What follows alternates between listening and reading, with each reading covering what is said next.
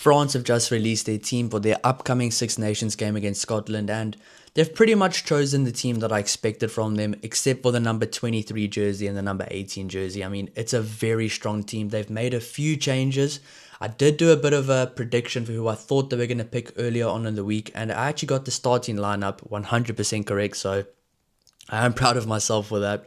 The Yoram Mofana and Nicolas Deporté are back this week, so it's going to be good for them to get a chance, but they might be a bit nervous. There's actually a lot on the line for them. If they don't play the way they played before, then you could see the likes of a Fabien Bralbery or Emilian Gaiton come right back into the team next week for the England game. So a lot on the line this game for them, but we'll go through the team now. But before we do, guys, if you do enjoy the content, please don't forget to like and subscribe to help the channel grow. So thankful for all the support from all the France fans. I really appreciate it. And if you guys have been watching, you can see that the pronunciations of the players' names have gotten a lot better thanks to all the comments and all the thankful, helpful comments. I really appreciate it. But let's get right into it. And number 1, they've gone for Jean-Baptiste Gros. Number 2, Julian Marchand. And number 3, Dorian Aldegheri. They've kept the front row the same, which I did expect that. I mean, except for injuries would be the only reason why I think they would change it. They were okay against Italy. They were actually better against Italy than they were against other teams. So, I mean, it's a bit of a no-brainer to see them start again. They are all very good around the park as well, and they do their jobs very well. Number 4 and number 5, Shoa Olivon and Mikel Guillard come right back into the team. They were on the bench for the Italy game, but it does make sense for them to come back into the team for this game. They are going to be trying to run around Scotland the entire game. I think this France team is going to try to run Scotland off the park the entire game. And the thing is, Scotland plays a style of rugby where they try to run other teams off the park, but whichever team can outrun the other team and whichever team can't keep up with the other team will be the team that loses. And I think that whichever team can hang in there for longer and absolutely run through and around the other team is going to be the team that ends up winning the game. And I do think this France team is very fit. They can last 80 minutes. They've got some really good players. And I think if you have the likes of a Charles Olivon and a Mikel Guillard, they are phenomenal and they can last for 80 minutes easily. And they have such a high work rate as well. They might be good with ball in hand. They might do a lot of the things you like to see from players, the showboating stuff, the breaking the line, scoring tries, but they do the hard, unseen work very well as well. So I really like this lock combination. Number 6, Francois Cross. He's going to look to be a bully. He's going to look to absolutely bully Scotland all over the park. Same for Oscar Jagu. Same for Anthony Gelange at number 8. I mean, that's a really good loose trio. A very good balance of a loose trio. And it's funny for me that the France team, if you look at the loose trio, they almost play more of a lock-style rugby in the open play where they're doing the hard, unseen, nitty-gritty hard work. And then Mikel Guillard and Charles Olivon are more playing loose forward style of rugby, which is absolutely awesome to see. But it works out very well for France. They have their own style of how they play. They have their own style of how each player plays within the system, and I really love that. But I think if Scotland can't deal with this loose trio of Francois Cross, Oscar Jagu, and Anthony Gelange, it's going to be a long day in the office because they are going to be looking to bully Scotland all over the park. And I know these France guys, they don't just run into tackles, they fly into tackles, and they fly into tackles to dominate the opposition team. So it's going to be very interesting to see that dynamic in the game. Does Scotland have the mentality to keep up with that? Do they have the physical capability to keep up with that for 80 minutes?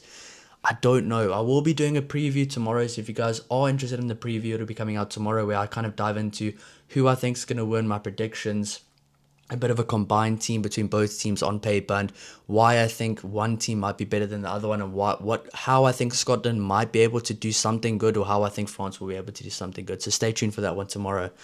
Number 9, Antoine Dupont is captain, and number 10, Mathieu Jalibert makes his way back into the team. That is absolutely huge for France. We know that Dupont, Jalibert, and Thomas Ramos, most of the ball goes through them. They have the joint most touches, passes, defenders beaten, meters gained out of everyone in the team through the Six Nations. So they are the 3 key guys in this team, and it's very good to have one of their main key guys back, and he's going to be looking to make a big impact.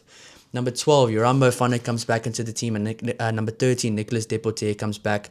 As I said, big game for them. They have to prove their worth because if Fabien Bralbery and Emilian Gaiton have been solid, they've been really good together. And I think if they don't pitch up, if they don't play the way they can play, they might get dropped for the England game. But I do think it's a good selection from Fabien Galtier that these guys are healthy now, that he is giving them the opportunity to play again. And I think these guys being off for 2 weeks or 3 weeks and seeing that the other opposition, their actual competition is playing so well, is going to really motivate them to really pitch it up and really play a very good game. So the centre battle against Sione Tuipulotu and Hugh Jones is going to be an awesome one to watch with Yoram Mofana and Nicolas Deporté. Now, I didn't actually realize how young Yoram Mofana and Nicolas Deporté are. I think both of them are younger younger than 25, which is actually crazy to me that this France team has a lot of youngsters as well. So a really good blend of experience and youngsters that are kind of becoming experienced players as well. It's absolutely awesome to see. Number 11, Louis Barry, one of the best wings in the world, if not the best wing in the world right now. To be honest, I probably think he is currently right now the best wing in the world. I think some other people have to do some really spectacular things to catch up to him right now. But I mean, he is the best wing in the world right now, and he's going to be looking to replicate that form. He'll be going up against Darcy Graham, so that's going to be a very interesting battle. Number 14, Tiwa Tesogbe.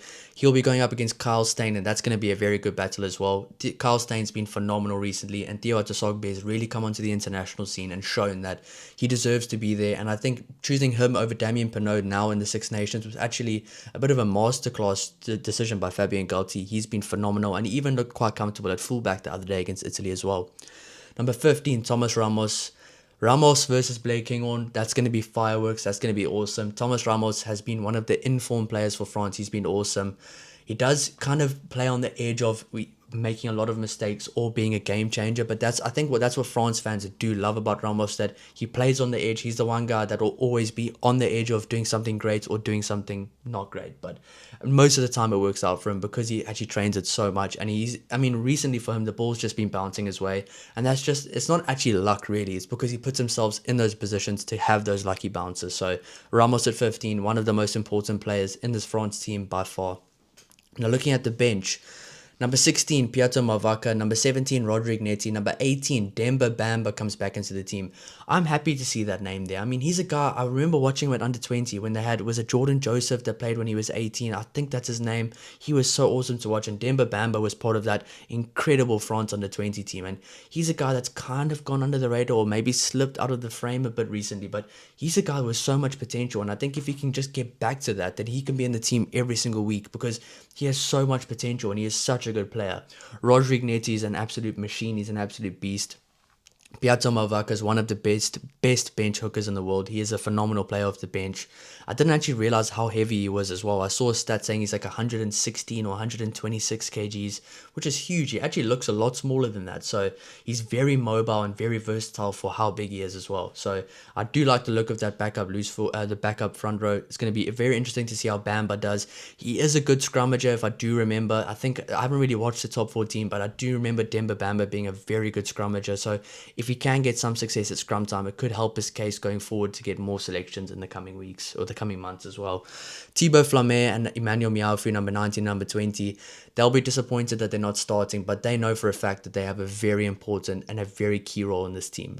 Some weeks they'll be starting, especially if the kind of style they're playing against is a more physical style, maybe against Italy or the Springboks or New Zealand, maybe they'll start, but then against other teams like England, Scotland, or an Ireland, then you'll see Olivon and Mikel Guillard starting. But those two on the bench, they have a very important role going forward. They know they're going to play a lot of caps in the next few coming years, and I do like the fact that they've got two lock combinations in the team. It's really good because if something were to happen in the loose trio, I mean, a guy like Charles Olivon can easily just move to 6, 7, or 8. He can move to any of those positions, so he'll be fine there. And I think I really like that a lot of the players in this team can play in different positions as well.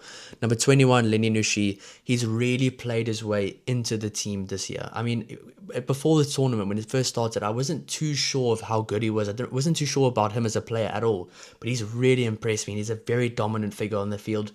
He does remind me a bit of a Franco Cross. Obviously, he's a lot younger, but he reminds me a bit of a Franco Cross, which I think is very good for when Franco Cross one day does retire, because a guy like Lenny Nushi really looks the real deal. Number 22, Baptiste Seren. Awesome to see him there. Hopefully, he gets a bit more game time. Number 23, Pierre-Louis Barassi, a guy that the coaches seem to really like for France, so it's good to see him get another opportunity. But overall, this France team looks extremely strong. They look ready. This is going to be probably the game of the weekend. In my opinion, this is going to be the game of the weekend. I also think the Italy versus England game could be, because I think Italy honestly has a very good chance to win that game. But I think this game will be the game of the weekend. But I think it's all actually up to if Scotland do pitch up. If Scotland do pitch up and play the best game of rugby they've played in the last 3 or 4 years, then this game could honestly be going to the last 5 minutes of the game, and Scotland could have a chance. But if Scotland don't pitch up, or they just off it a little bit, then I think France will really capitalize and will hurt Scotland. So I will be doing a preview tomorrow, so if you guys are looking forward to that, please don't forget to like and subscribe to help the channel grow, and we'll see you in the next one. Cheers.